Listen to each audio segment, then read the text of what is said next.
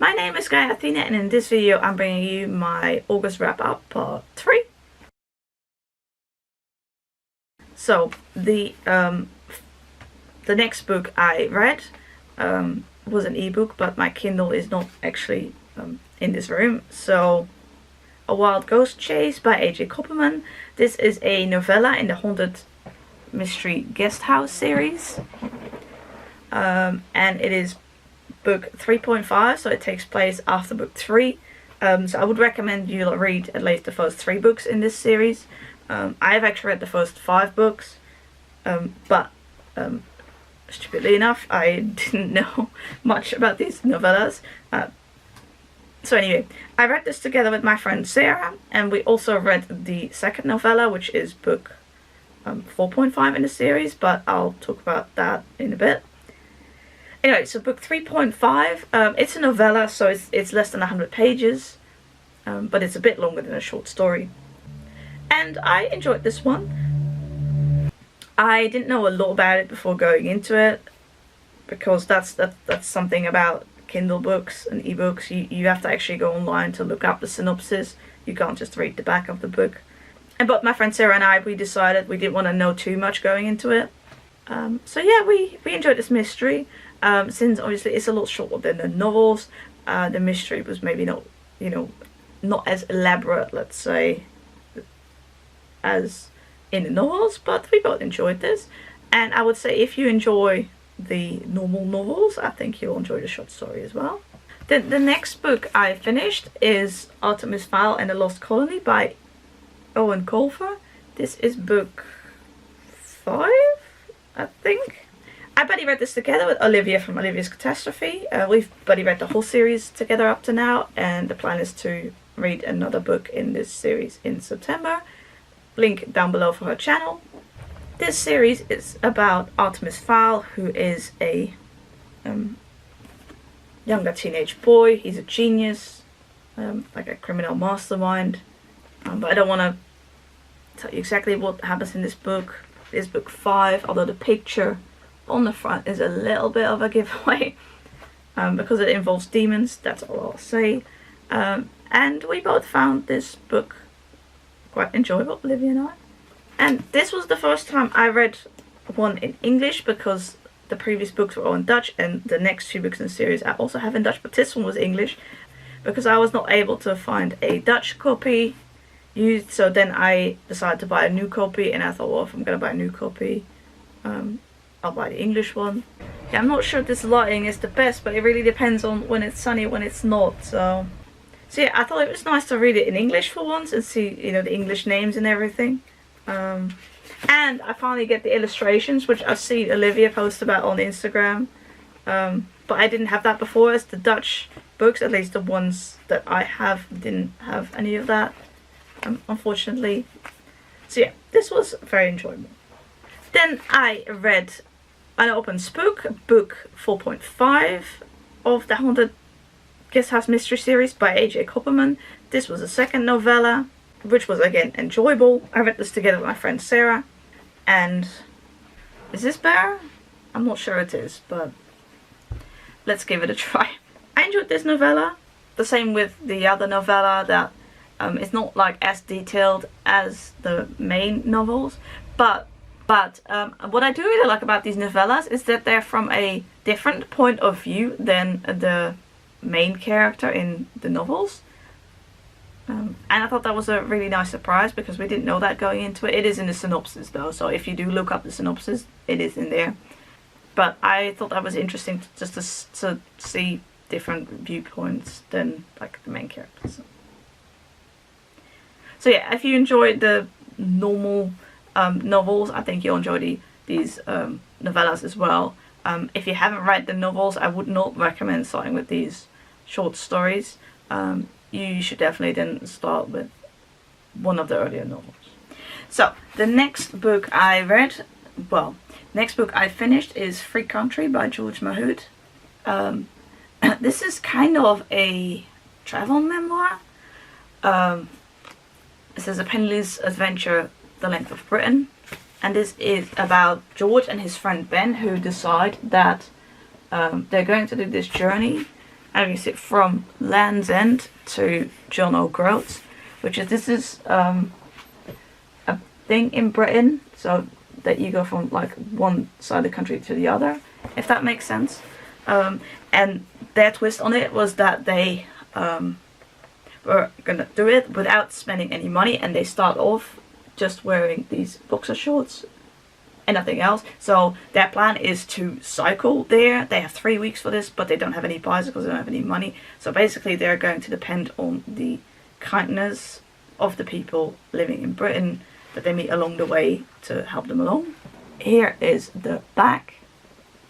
And I actually, I read 2 other books by this author before. They are called, yeah, they're up there. Although I read the Kindle editions at the time. Anyway, they're called Every Day is a Holiday and Life's a Beach. Those are memos about different things. But anyway, so this is the author's debut book, and I actually got it in Kindle first. But when I had read the other 2 books that I also own on Kindle, I liked them a lot. I decided to buy this author's books in paperback because I much prefer reading paper books.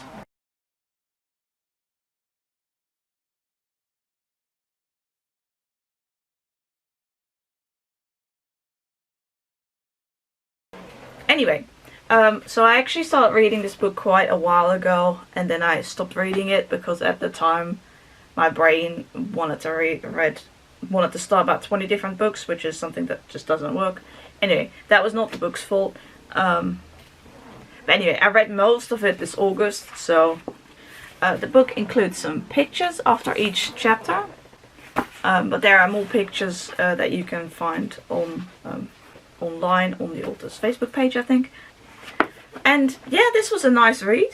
I will say in the beginning especially I struggled a bit that they are obviously, you know, the author is British, the book takes place in Britain, and it is kind of written for the British market, as in people who also know some of these British things and names and slang words. So I was confused a few times when I just didn't recognize certain words. I wasn't sure what certain things were, so I asked my British boyfriend, and he could help me in most cases. So I don't know how this would read if you are, for example, American, but I enjoyed it. It's definitely got some of George's humor in it, which I noticed as well with the other 2 books I read by him. And yeah, I found it a nice read. Yeah, I have not read any other books before about people doing this, well, they're called end-to-enders, I think, in Britain, so I have not read any other things about this, nor have I read many other travel memoirs, to be honest, but I do have a couple more on my TBRs. Yeah, this was enjoyable. Then I read Loveless by Alice Oseman. This is Alice Oseman's newest book. It is a young adult contemporary about a girl who basically discovers she is aro, so asexual and aromantic, which Alice herself is, so this is an own voices story for that. And I have read all of Alice Oseman's other books and really liked most of them. They are up here, but bookshelf tour will be at a later time. So this story is about Georgia, and Georgia has never been in love. She goes to university for the first time after graduating high school. It takes place at the same university that the author went to, Durham University. So you read about Georgia and her 2 friends who also are going to university, and the new friends she makes, and I really like this book. I know not everyone does, which that's fair enough. And it's quite a character-driven book. So if you only like plot-driven books, this is probably not going to be the book for you. There are not many books around with ace-aro characters, with people discovering that they're asexual and aromantic. And so I think it's really important that we have books like that. And it's an own voices story as well. I really like the friendship in this, and the message that friendship, like that friendship is really important. And like I said, I enjoyed this. I did find it strange that, so there is one character in here, and the name is Sunil, and in the book that person is described as being non-binary, using he, him, and they, them pronouns. But the strange thing is that throughout the book, everyone uses he, him pronouns for this character, and I kind of would have liked to have the they, them pronouns in there being used as well, because that just seemed a bit strange to me. Yeah. That would have been my preference if those were also used, or in fact maybe if those were at least used as often as the he, him pronouns, or maybe even more so. Anyway, so lots of LGBTQ plus representation in here, which I enjoyed.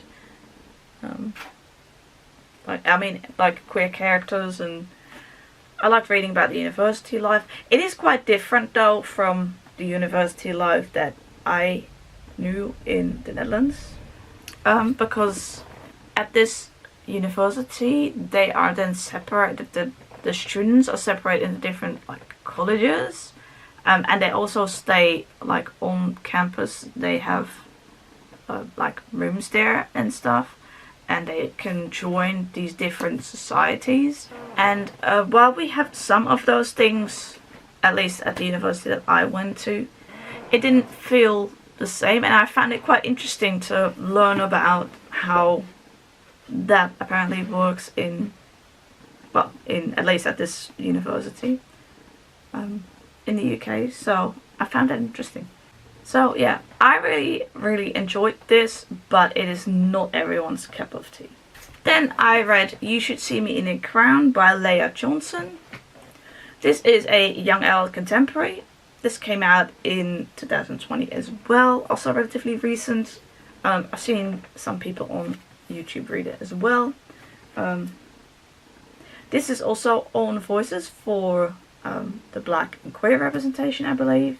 This is about Liz, and she has always thought she's too black and too poor to shine, and she lives in this town where prom is really important. Now this is not something we have in the Netherlands like this. Like this town is basically, prom is a big thing there.